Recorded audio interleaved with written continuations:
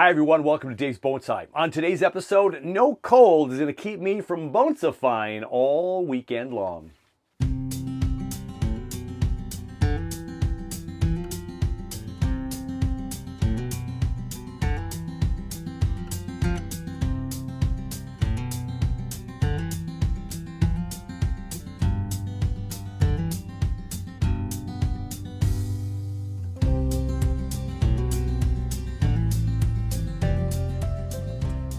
Welcome into the PSGF, everyone. As you can see, glorious sunshine. It's wall to wall for day 2, 80s yesterday, 70s today. The trees want to just go, oh my gosh, it's been glorious.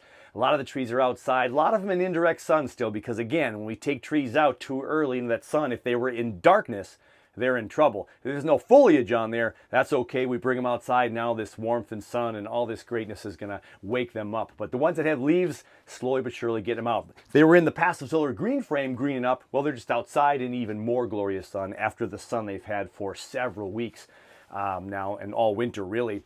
So what are we going to do today? Well, it's still spring. It is the madness time of year and we've got a lot of stuff to do. Fertilization today. Going to talk about a sprinkler system, some misting going on, and I've got to fix something on the PSGF. Let's take a check at what's going on.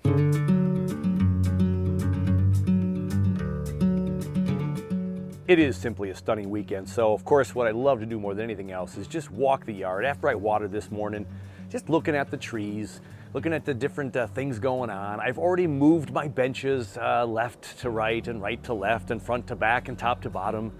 Keep moving things around and that'll happen all year long. But it's just so amazingly good to have trees on the benches from the cabin cold frame all the way to the east benches. It is so great.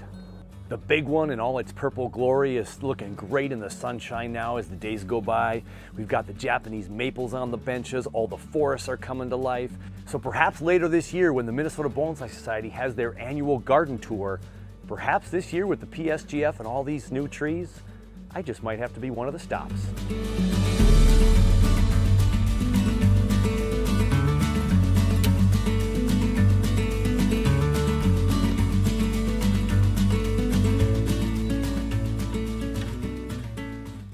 Spring is a crazy busy time of year for bonsai.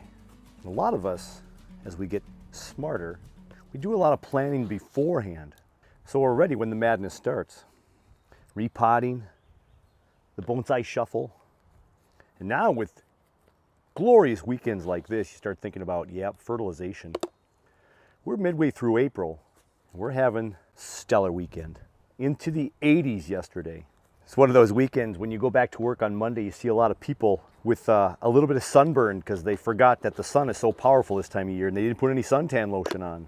It's time for some fertilization stuffing in my tea bags. I've done this method before, but I want the granules to stay in the tea bag for one main reason. The last couple of years when I've fertilized with some of the fertilizer cakes out there, when they disintegrate, they kind of flatten out onto my pot and they kind of form like almost like a waterproof barrier, which is not really good. You want water to penetrate through.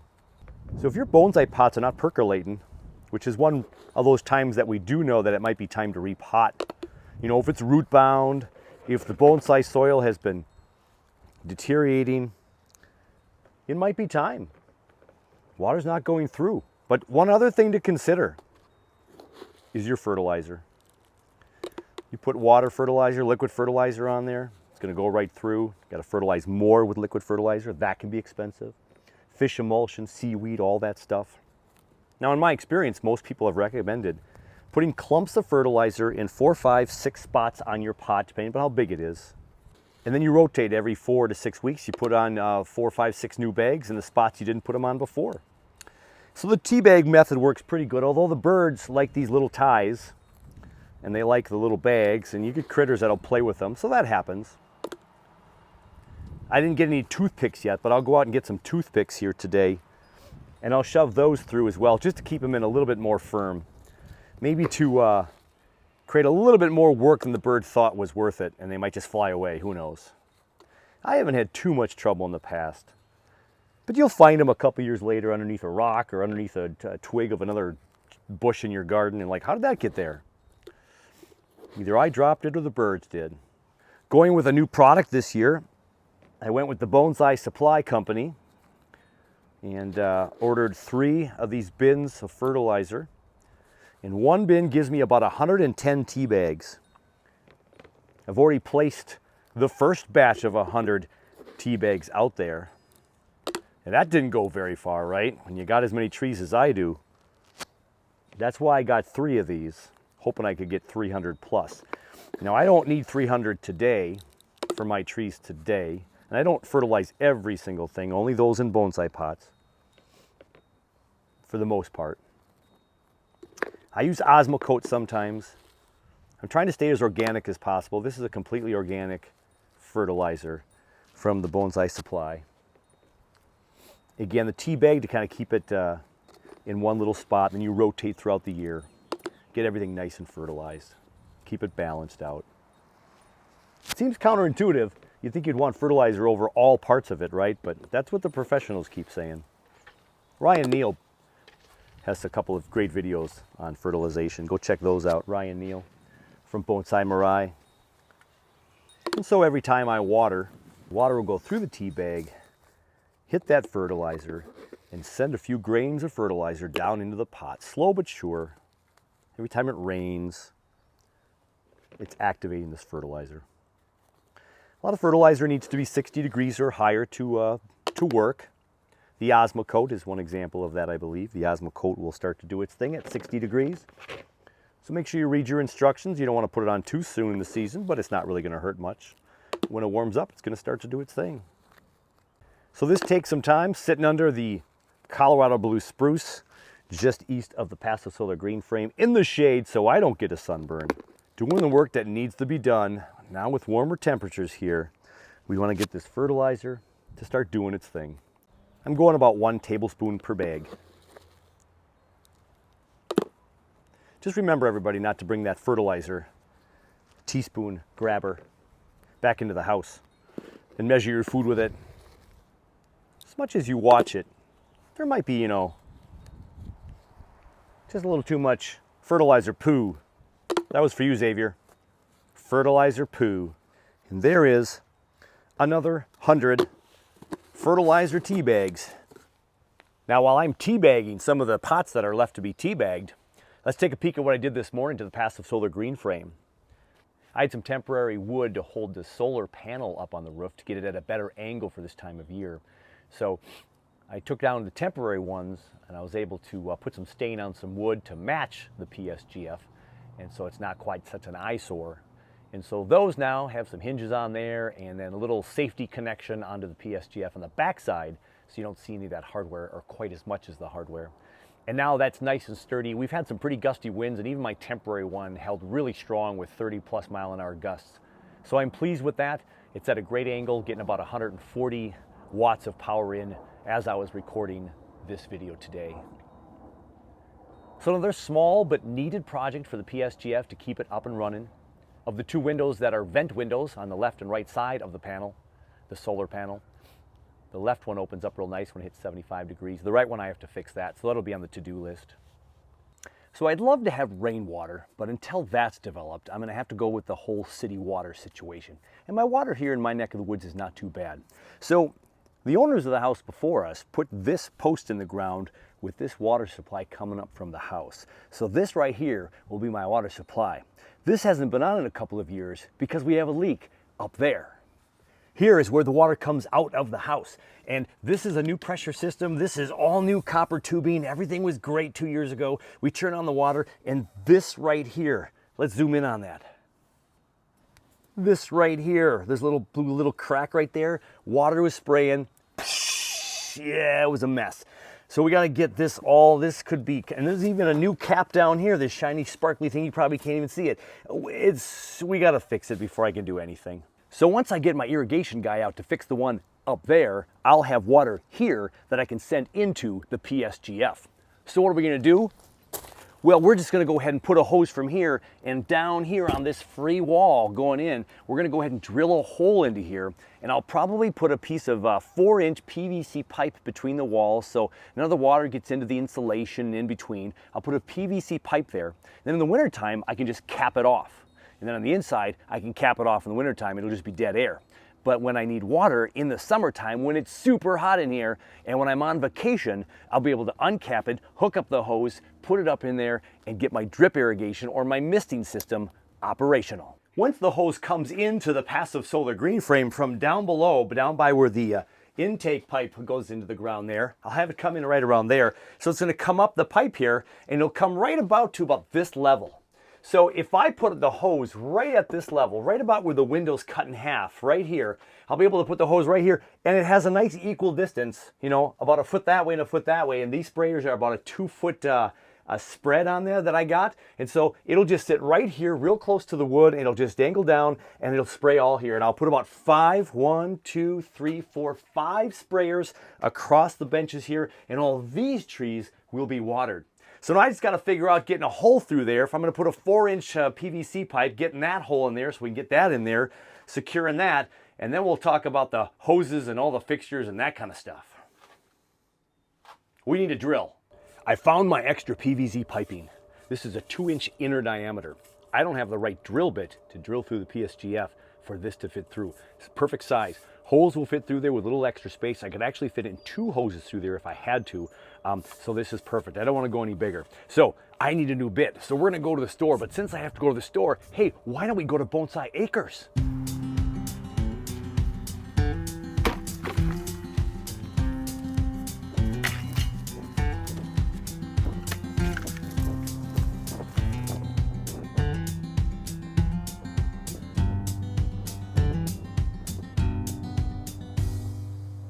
Found the appropriate bit size at the box store to drill my hole in the PSGF later.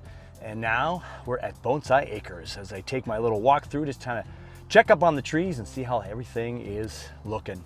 I'm looking today to grab maybe a couple of red pines, haven't dug any of those out yet, another white pine, and then we'll see if any of the Korean firs look bushy enough, green enough for me to dig up today. Haven't been out here for a while, it's pretty great. What a beautiful day.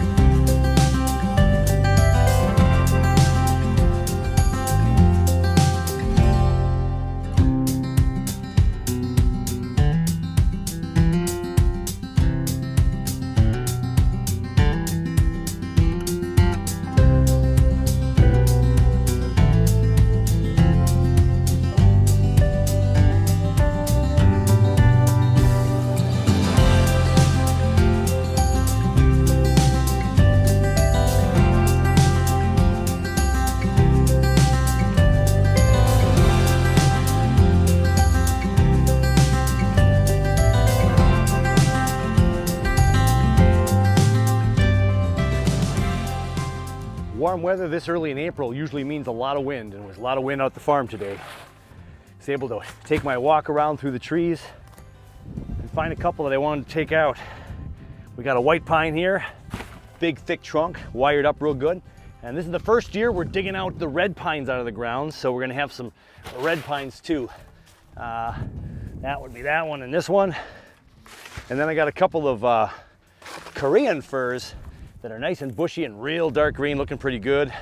They were chopped a year or 2 ago. We're gonna bring those back, get some pumice in there, reposition them, look at the roots, and now we'll be in good shape.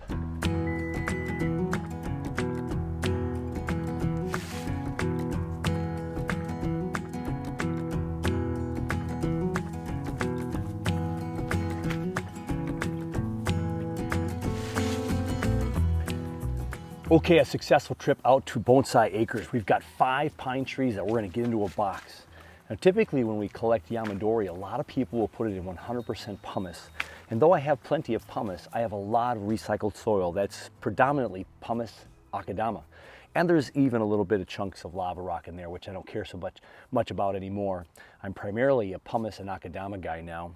We've got all kinds of recycled soil broken down just a little bit, so a little bit of organic quality to it. We've got the dirt left over from the field, and we're gonna clean out some of the dirt, maybe trim a couple roots, but we're basically gonna put them in the box with some bonsai soil. I've got 2 plastic trainer pots in this big box. I'm gonna put 2 in this one, probably 2 in this one, and we'll put 1 guy in this one. We'll see how big they are and how they're fitting. I want to condense space a little bit, so these won't be forests by any stretch. We're just getting them into some pots.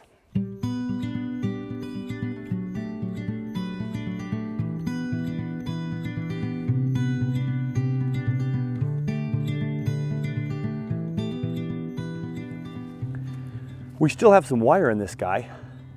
I don't think we're cutting in, so we'll just maybe leave it. Got a low branch down here that we'll keep as well. Here is a great big section of tree, and then there's some roots up here.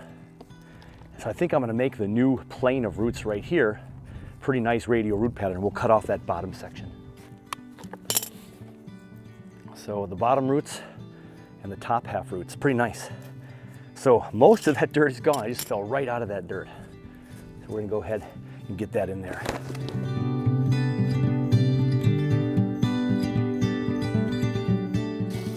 The nice thing about having boxes on hand for my other forest plantings and such is that I have all this soil recycled, ready to go for this harvest from Bonsai Acres.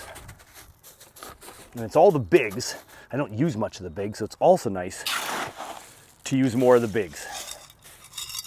Okay, now, I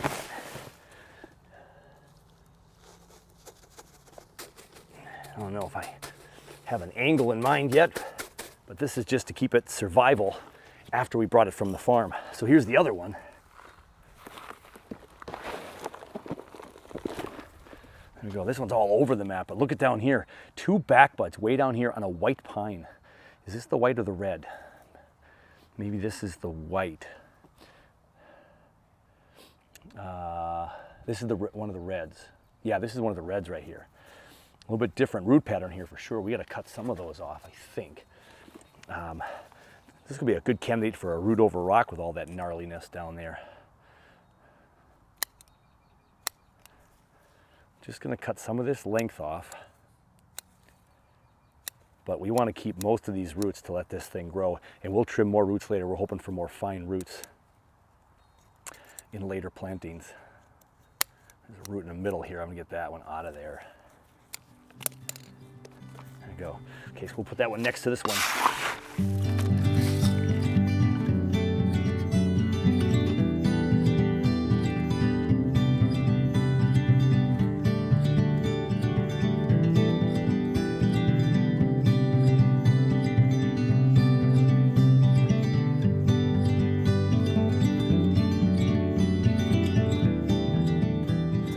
So the Japanese white pine is a lot more sought after in bonsai.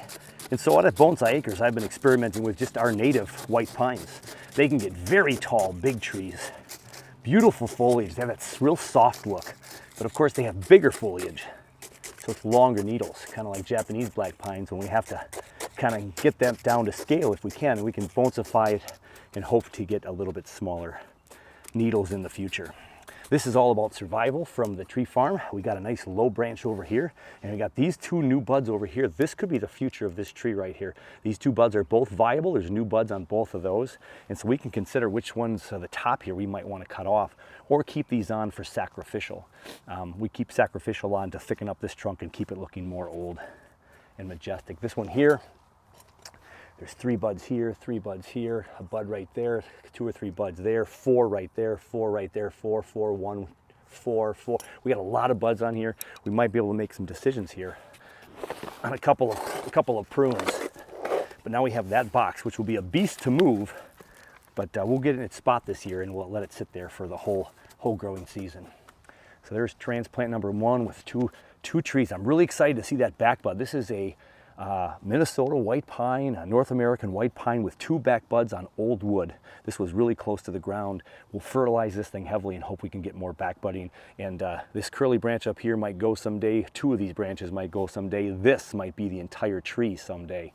And this one right here, we got a really nice branch over here with a lot of great subdivision. There's another new bud shooting up here right in that whorl. So they're pushing out some new growth, which is really good. So it's nice that it can back bud. I've heard if you really fertilize heavily, you might get some back budding.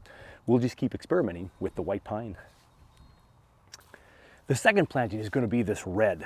So this is a great big thick red. And look at that big down sloping branch right there from wiring it last year. So what I'm going to do with this one is I'm going to put a little bit of the bigs of lava rock on the bottom. So I'm sure the jury is still out complete, and this stuff changes all the time, right? But a lot of professionals are going away from lava rock. And I've heard of studies where lava rock like I'm doing right now. Put that at the bottom of the pot, and the roots pretty much stop right there. They don't grow through that very well at all. So I'm gonna put that at the bottom layer for a little bit of filler because I have so much of the lava rock that I'm just not using as much anymore. We'll get this out of the pot. Then we're gonna put some of our recycled soil in here. So I'm gonna go get my other recycled soil and we'll get this into this pot right here for a solo tree.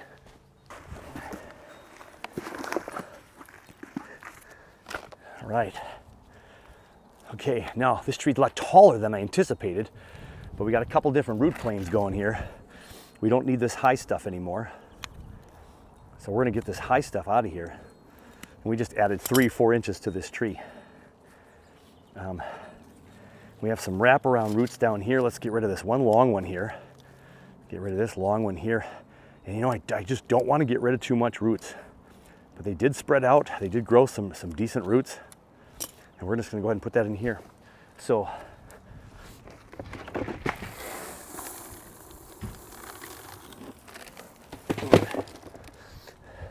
some of the recycled soil. And we also have a bud right here that was pinched last year by the wire, but it's still possibly viable.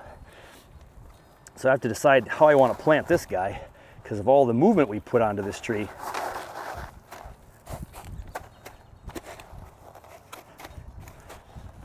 I think they want it to go like that. This is one of my nicer solo trees, so I have a little bit newer soil here for this one as well. Now this one's not going to stand perfectly on its own, I don't think, so we're going to go ahead and get a couple of rocks in here to help support this guy. We can almost cut this whole top right off. As a matter of fact, I will cut that height off right now. Let's get rid of that. We have this flowing over here. This is a nice branch here, but we're going to cut these two with the whirl here.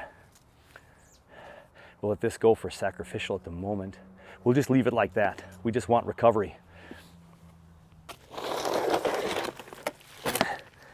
Now can we get these two in here? So these are the Korean firs.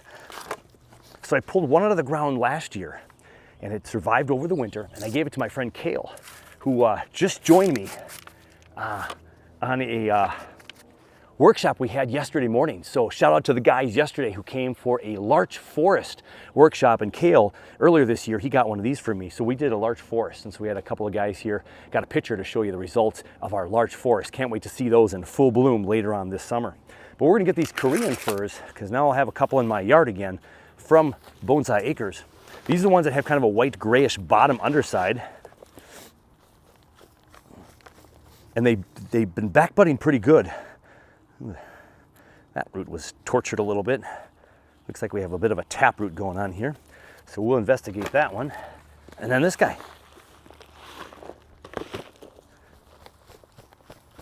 And these obviously have a lot more of their dirt still clung to them. We're gonna get rid of some of that dirt. I don't want all that dirt on here. Now again, these were planted by me at Bonsai Acres, so they didn't come from the wild as a true Yamadori. So I'm not too concerned with bare rootness a little bit more than usual with a Yamadori, because I planted these and they weren't too deep down. We got the roots out pretty good today. So trying to see if there's a couple of root planes on here so I know what to keep and what to take off. So we almost have 3 planes on this one. There's a plane right here, 3 nice roots there. Then there's a middle plane, and then there's this lower section here. I'm wondering if I can just chop this last section off here,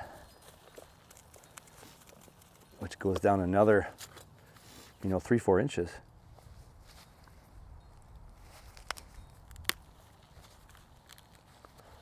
And that was a cluster of roots instead of one tap roof.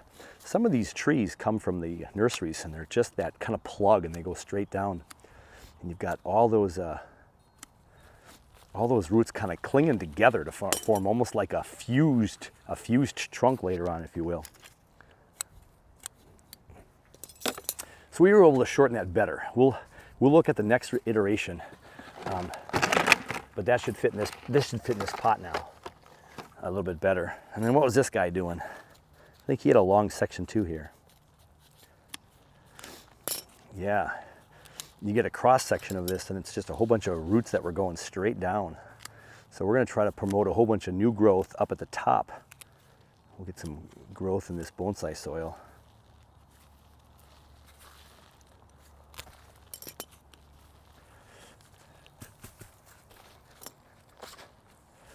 Got one big strong root here and a couple other fine roots here. I think for success in the future, we have to cut it one more shorter. Yeah, there we go.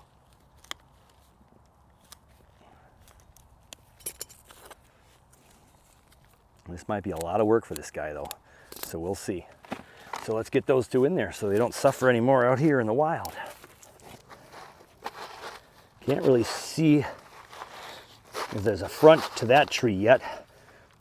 Maybe something like that.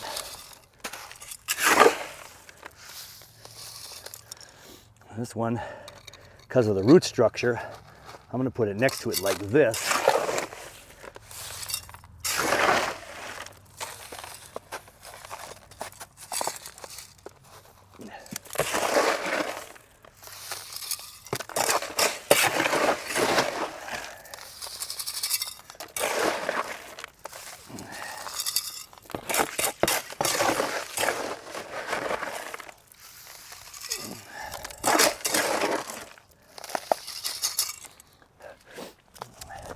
So here we have 3 semi-Yamadori-ish type collected trees from Bonsai Acres, my little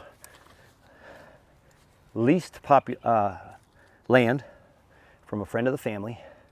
We got all kinds of buds on this branch right here. We're gonna cut this one off right there. We cut it there and there last time. Get those shorter.